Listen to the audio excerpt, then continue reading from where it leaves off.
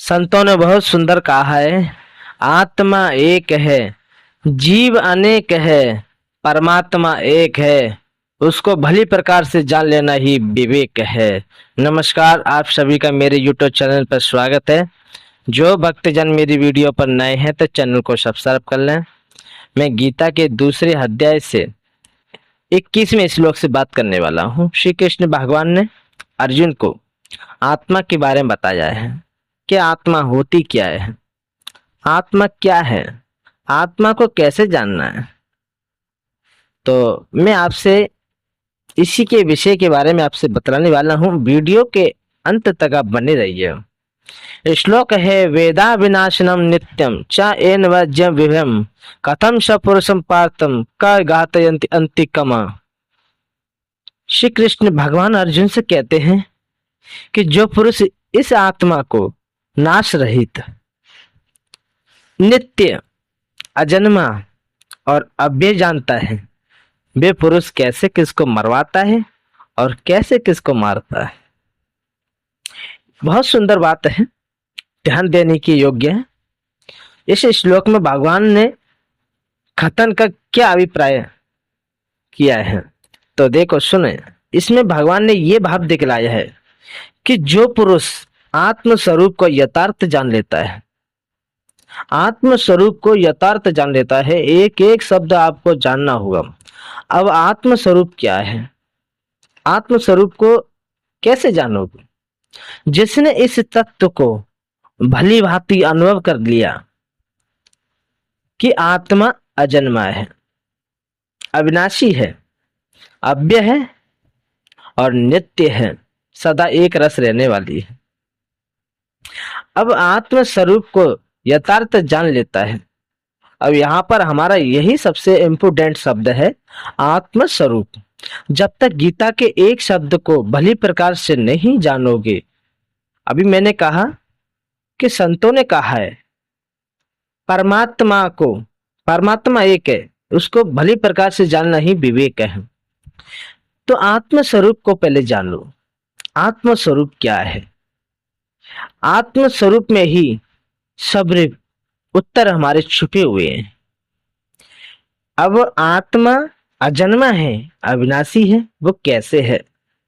जिसने इस आत्म स्वरूप को यथार्थ जान लिया तो वो अविनाशी है, वही अजन्मा है, अव्यय है और नित्य है, एक रस रहने वाला है, जिसने आत्म स्वरूप को जाना है।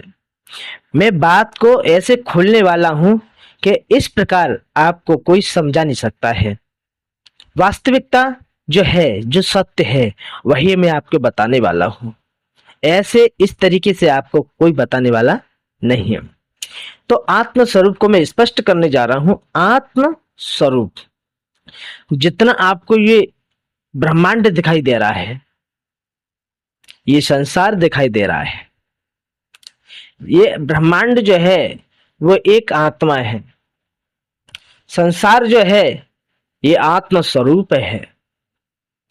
इस आत्म स्वरूप को भली प्रकार से हमने जान लिया, इस तत्व को भली भांति हमने अनुभव कर लिया, वास्तविकता हमने जान ली, तो फिर वो अविनाशी, वो सम होने वाला हो जाएगा।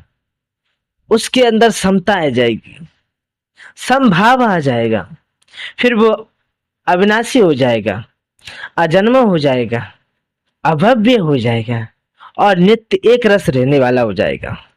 फिर वो कैसे किसको मारता है, कैसे किसको मरवाता है, अर्थात मन, बुद्धि और इंद्रियों के सहित ये स्थूल शरीर के द्वारा दूसरे शरीर का नाश किए जाने में वह कैसे मान सकता है कि मैं किसको मार रहा हूं या दूसरे के द्वारा किसको मरवा रहा हूं, क्योंकि उसके ज्ञान में सर्वत्र एक ही आत्म तत्व है, जो ना मरता है और ना मारा जा सकता है, न किसी को मारता है और न मरवाता है।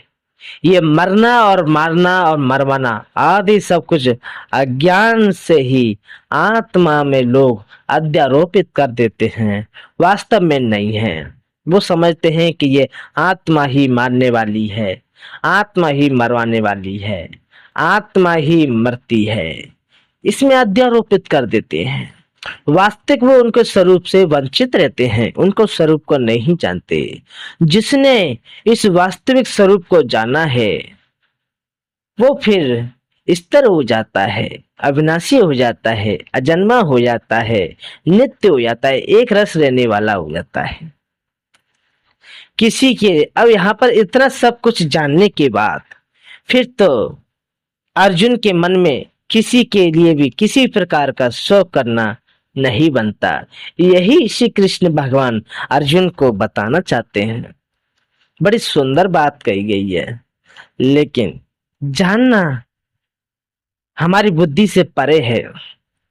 आत्म स्वरूप के बारे में मैंने आपको बताया है, वह वास्तविक सत्य है। ये ब्रह्मांड ही एक आत्मा है, ये संसार ही एक आत्म स्वरूप है। जब श्री कृष्ण भगवान ने अर्जुन को अपने विराट स्वरूप का दर्शन कराया है तो अर्जुन उनके विराट स्वरूप को देखते रह गया। ये संसार ही तो उनका विराट स्वरूप है। तुम उनके विराट स्वरूप के दर्शन कैसे कर सकते हो? अर्जुन भी देखकर घबरा गया था उनके विराट स्वरूप को देखकर। इसीलिए मैं आपको वही स्वरूप की बात करने जा रहा था कि आत्म स्वरूप, जिसने इसको भली प्रकार से यथार्थ जान लिया, इस आत्म स्वरूप को भली भांति अनुभव कर लिया, फिर वो किसी में दोष देखना बंद कर देगा, किसी से ईर्ष्या करना बंद कर देगा, दूसरों में कमियां निकालना बंद कर देगा। वो स्वयं अपने ओर ताकना शुरू कर देगा। वो स्वयं अपने आप में कमियां ढूंढना शुरू कर देगा कि मुझ में कौन कौन सी कमियां भरी हैं। जो मैं ये संसार में देख रहा हूं वो तो एक परमात्मा का विराट स्वरूप है, ये आत्म स्वरूप है। जो मैं अब जान रहा हूं वो पहले मैंने कभी नहीं जाना। और मुझे ऐसा अनुभव हो रहा है कि मुझे अपने आप को ही जानना है। जिसकी ये दृष्टि महान बन जाए कि वो अपने आप को ही जानने का प्रयास करे, और जिसने अपने आप को जाना है, अपने स्वरूप को जाना है, मेरा स्वरूप क्या है, मैं ना जन्म लेता हूं और ना मरता हूं, मेरा किसी भी काल में क्षय नहीं होता है, और मैं अपने आप को नहीं समझ पाता। जब वो इस प्रकार को भली प्रकार से जानने का प्रयास करता है अपने स्वरूप को, तो परमात्मा तो उसके अंदर ही बैठे हैं, उसे जनाने वाले हैं। सो जाने जा देहु जनाई, जानत तुमई तुमई हो जाई। परमात्मा को जानने वाला परमात्मा स्वरूप हो जाता है, ईश्वर को जानने वाला ईश्वरी रूप बन जाता है। जो जैसे रंग में जाता है वो वैसे ही रंग में रम जाता है। तो मेरे प्यारे श्रोताओं, भक्तजनों, मैंने आपको एक श्लोक से आपको मैंने क्या समझाया है ये तो आप ही जानते हैं। मैं आपको नहीं जानता, क्योंकि मैं तो अपने को ही जानने में लगा हूं। अगर आपको अपने को जानना है तो आपको इन शब्दों को मंथन कर कर भली प्रकार से मंथन किया जाए, क्योंकि मंथन करने से हमारे ध्यान में उन शब्दों का स्मरण होता रहता है और फिर उन्हें हम आचरणों में लाते हैं। तो मेरा कहने का भाव यही है कि अपने स्वरूप को जानो। जिसने अपने स्वरूप को जान लिया, पहचान लिया, वो परमात्मा को भी जान सकता है कि वे ईश्वर कैसा है। मेरे प्यारे श्रोताओं, भक्तजनों, मैं अपनी वाणी को यहीं पर विराम देता हूं, और जो कुछ आपको कहना है कमेंट बॉक्स में कीजिए, और कमेंट बॉक्स में जय श्री कृष्ण अवश्य लिखिए। जय श्री कृष्ण, जय श्री कृष्ण। हरि ओम तत्सत। हरिओम तत्सत। जय सतगुरु।